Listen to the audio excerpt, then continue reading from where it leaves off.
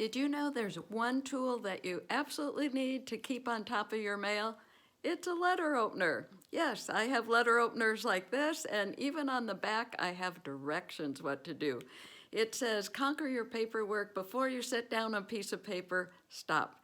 And then it gives you 3 steps. Number 1, recycle and review quickly. 70% goes away. Do 5 minutes or less, 10% done. And then the third one, clean up, 20%, write a to-do list, mark your calendar, file the needed papers, put supplies away.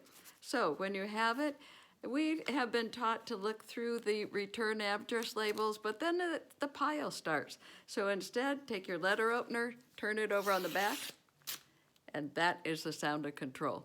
Go to my paper organizing class. I'll see you there. You will get your letter opener and will get all your mail organized and done.